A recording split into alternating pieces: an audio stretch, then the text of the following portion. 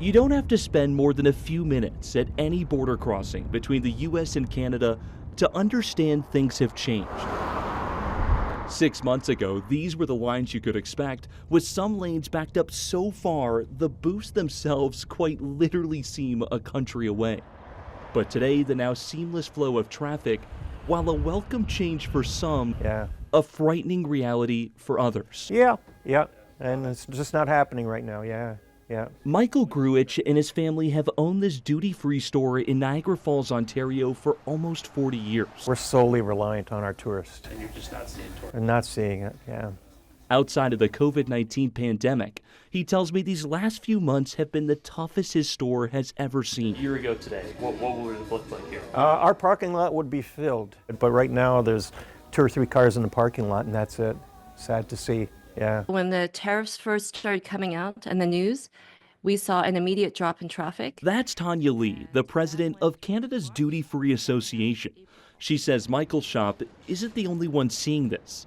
In fact, it's something all 32 Canadian-owned duty-free shops across the U.S.-Canada border are experiencing, with sales down as much as 80% after the latest numbers from March showed that nearly 1 million fewer travelers made the journey from Canada into the U.S. compared to last year, even leading a Canadian judge just this past month to order the Fort Erie shop into receivership, with this latest decline in business delivering the final blow. Where people are staying in Canada and spending here, or they're bypassing the States and they're going to places like Mexico or down to the islands or going to Europe instead. If that doesn't change soon, Michael back in the Falls worries his shop could be next, and hopes, unlike the rest of us, that bumper-to-bumper traffic becomes the norm once again. We don't want to be the 51st state, but we want to be a great partner to the Americans and our friends over there.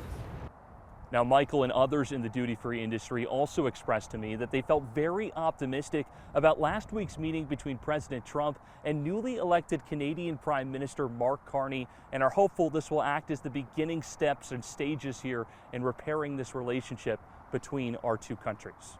We're on your side at the Peace Bridge. Andy Payton, Channel 2 News.